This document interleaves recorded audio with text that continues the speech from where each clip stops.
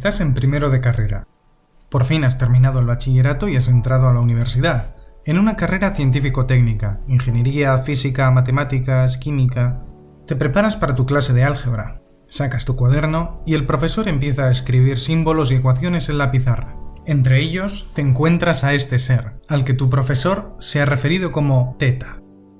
Siguiente clase, física. Tu amigo vuelve a aparecer, pero en este caso la profesora ha decidido llamarle de otra forma, Cita. Haces una mueca de desconcierto, pero sigues a lo tuyo. Tercera clase, cálculo, y tercera vez se te aparece este símbolo. Ahora aclararé mis dudas, piensas hacia ti. Lo oyes claramente, Z. Tu confusión es palpable. ¿Qué ocurre aquí? En primer lugar, ¿qué es este símbolo? Como seguramente sabrás, es una letra griega. En Grecia no utilizan el alfabeto latino que usamos en Europa occidental. Pero esto ya lo sabías, alfa, beta, gamma, estas son viejas amigas tuyas. ¿Qué letras hay en el alfabeto griego? Pues actualmente consta de 24 letras distintas, mayúsculas y minúsculas, algunas con variaciones.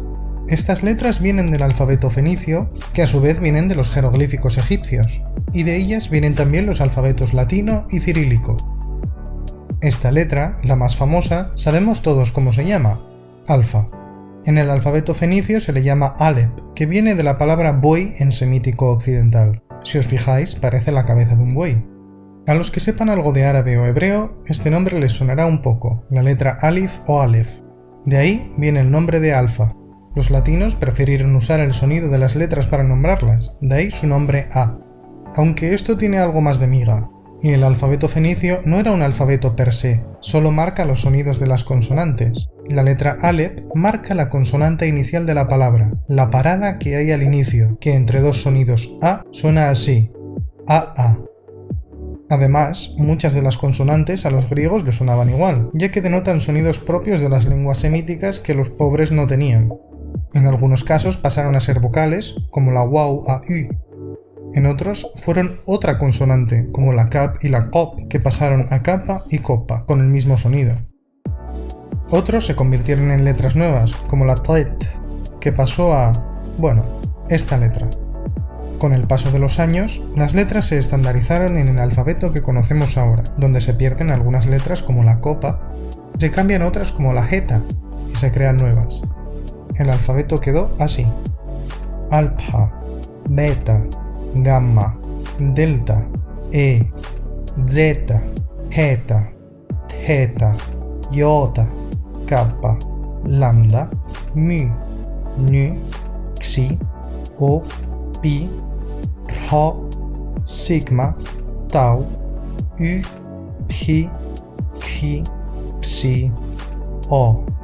Son las letras justas para indicar sus 8 vocales: a, e, i, o, u y u, que se marcaba con una letra i después de otra vocal, au, eu. En el Imperio Romano Oriental o Imperio Bizantino pasaron dos cosas importantes. En la escritura aparecieron las letras minúsculas y los acentos, y al hablar cambió la pronunciación del griego. Para empezar, esta vocal pasó de pronunciarse e a pronunciarse i. Varias vocales dejaron de distinguirse entre ellas y sonar igual, como estas, que empezaron a sonar o, así que se les cambió el nombre. Esta se llamó Omicron, o pequeña, y esta Omega, o grande. Otros diptongos empezaron a sonar como otras vocales, como este, que se volvió e, así que a la letra que sonaba igual se le cambió el nombre a epsilon, e breve, para distinguirla de este diptongo. Lo mismo pasó con esta, que se llamó ypsilon. En cuanto a las consonantes, estas letras pasaron de ser plosivas, ba, da, ga, a ser fricativas, va, da, ga. También se habían perdido las aspiraciones, incluidas las de estas letras, que pasaron de tha, pha y kha a za, fa y ja.